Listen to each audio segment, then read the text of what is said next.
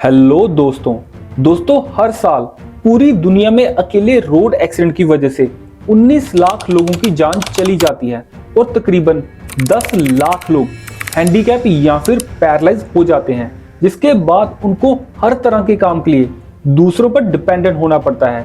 लेकिन अब ये सब बदलने वाला है, क्योंकि दुनिया के सबसे रेवोल्यूशनरी इंसान एलन मस्क की न्यूरालिंक कंपनी ने एक ऐसी ब्रेन कंप्यूटर इंटरफेस चिप का ह्यूमन ट्रायल शुरू कर दिया है, जिससे किसी भी एक्सीडेंट में अपने हाथ पैर खोने वाले या पैरालाइज होने वाले इंसान को किसी दूसरे इंसान पर डिपेंडेंट होने की जरूरत नहीं पड़ेगी।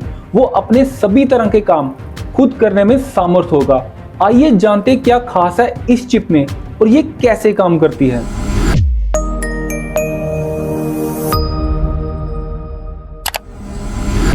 ये बात तो हम सब जानते हैं कि हमारी बॉडी को हमारा ब्रेन कंट्रोल करता है। हमें किसी भी काम को करने के लिए ब्रेन के साथ साथ हाथ पैर जुबान आदि की जरूरत पड़ती है, क्योंकि इनके बिना हमारा दिमाग बाहरी दुनिया से कोई संपर्क नहीं बना सकता। जैसे अगर हम फुटबॉल खेलना चाहते हैं तो फुटबॉल को किक करने के लिए हमारा दिमाग एक इलेक्ट्रिकल सिग्नल हमारी टांगों को भेजता है। इन इलेक्ट्रिकल सिग्नल्स को आमतौर पर न्यूरॉन सिग्नल कहा जाता है। ये न्यूरॉन सिग्नल ही हैं जिनकी मदद से हमारा ब्रेन हमारी बॉडी के अलग अलग पार्ट्स को कंट्रोल करता है। लेकिन अगर किसी हादसे में किसी इंसान के हाथ पैर कट जाएं या फिर स्पाइनल कॉर्ड में कोई गंभीर चोट आ जाए तो उस इंसान के दिमाग में न्यूरॉन सिग्नल तो जनरेट होते हैं, लेकिन वो किसी काम के नहीं रहते, क्योंकि वो सिग्नल जिस बॉडी पार्ट को कंट्रोल करने के लिए जनरेट हुए थे वो पार्ट तो बॉडी के साथ है ही नहीं, तो वो सिग्नल किस काम के। और अगर चोट स्पाइनल कॉर्ड में है तो वो सिग्नल उस बॉडी पार्ट तक नहीं पहुंच पाते जिनको कंट्रोल करने के लिए जनरेट हुए हैं।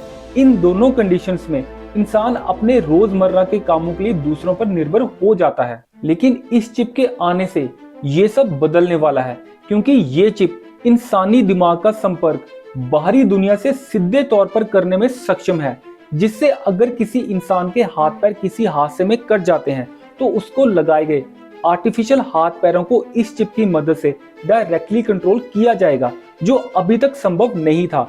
ये हाथ पैर ठीक वैसे ही दिमाग के जरिए कंट्रोल होंगे जैसे हमारे असली हाथ पैर कंट्रोल होते हैं। पहले फेज में तो इस चिप का इस्तेमाल हैंडीकैप या पैरालाइज लोगों पर किया जाएगा। अगले फेज में ये चिप नॉर्मल लोगों के दिमाग में भी इम्प्लांट की जाएगी, ताकि इंसान अपनी जिंदगी के रोजमर्रा के कामों को अपने हाथ पैरों का इस्तेमाल किए बिना कर पाए, जैसे कि मोबाइल का इस्तेमाल।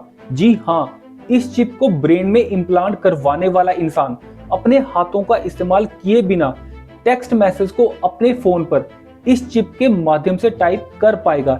इंसान जो भी सोचेगा ये चिप उसको रीड करके बाहरी दुनिया के किसी भी गैजेट या कंप्यूटर को चिप में लगे वाईफाई के जरिए कमांड देने का काम करेगी।